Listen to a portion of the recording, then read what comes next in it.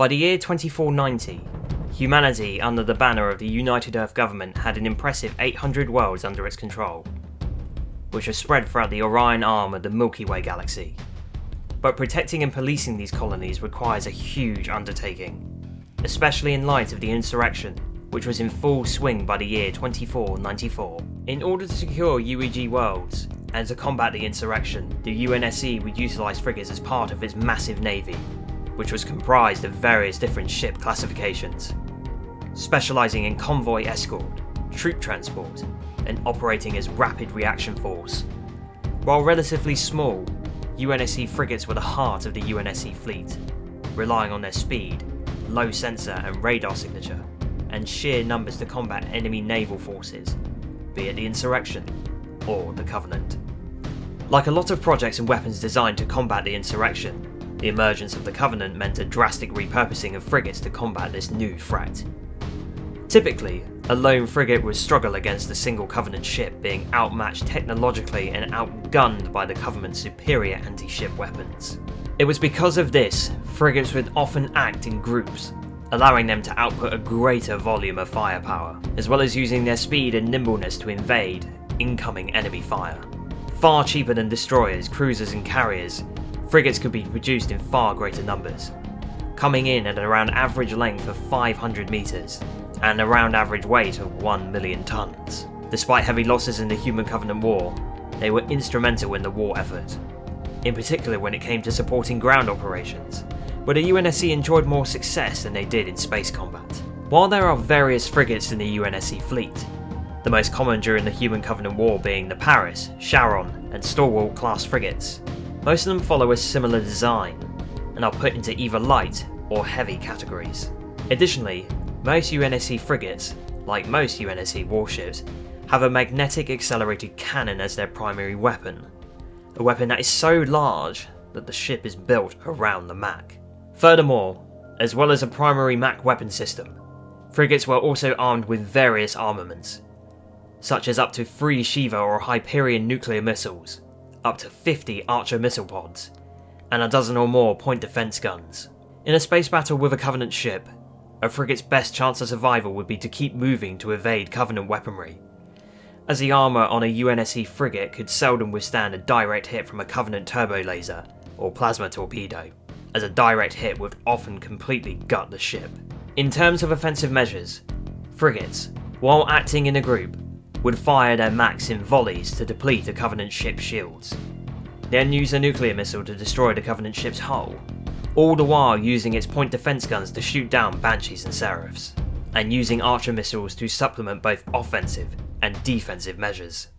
The crew of a UNSC frigate could consist anywhere from a few hundred up to 1,000 depending on the mission, but they have been known to carry several hundred Marines and dozens of ODSTs for ground operations. In addition, frigates could store within its hangars up to 2 longsword space fighters and 4 Pelican dropships to aid in defence of the ship, carry out airstrikes and troop insertion, or aid the ship in fleet battles. During the Human Covenant War, there were several notable frigates that went far beyond what could be expected of them. In 2552, during the early phases of the fall of Reach, a Covenant supercarrier, after being revealed by a series of ground operations, was laying the foundations of an imminent, bigger invasion. During Operation Uppercut, the UNSC Paris-class frigate Savannah committed its slipspace drive to act as a makeshift bomb, which would be used to destroy the supercarrier. While the operation was a success, the Savannah was destroyed by a continuous broadside assault from the Covenant corvette, that after being taken from the inside by Noble Team, would be used to ferry the slipspace bomb to the supercarrier and destroy it. During the Battle of Earth, the Stalwart class frigate in Amber Clan would lead a ground operation in New Mombasa in an attempt to capture the Prophet of Regret. When the Prophet fled Earth to Delta Halo, he and Amber Clad followed a significantly larger and more powerful Covenant assault carrier, where it carried out further ground operations on the ring. However, it was subsequently captured by the Flood and used to assault and capture the Covenant holy city of High Charity. Later, during the Battle of the Ark, otherwise known as Operation Blind Faith, the Sharon-class frigate forward onto Dawn, along with a handful of others, joined a joint UNSC Sangheili task force to the Ark. While the frigate would be no match for the carriers and cruisers of Truth's fleet, the Forward Unto Dawn went to ground, deploying its mechanised infantry forces that would be pivotal in defeating the Covenant. After Truth's death and the firing of the unfinished Halo Ring, the ship was cut in half when it passed through the Arc Portal, sending one half containing the Arbiter back to Earth, but sending the rear half of the ship containing the Master Chief and Cortana to unknown space. Unbeknownst to them, however, they were jettisoned into the relative proximity of the Forerunner shield world, Requiem. After the war with the Covenant, the UNSC would produce far more advanced variants of frigates, such as the Strident Heavy class frigate. While not a direct replacement for wartime variants, the Strident takes years of lessons and research development garnered during the war. One of these developments is energy shielding, allowing a Strident to take a direct hit from a Covenant anti-ship weapon and remain unscathed.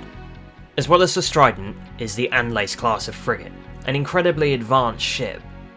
While lacking a Mach and other more conventional weapons, the Anlace frigate is armed with an arsenal of laser weaponry, including its primary and auxiliary weapon systems.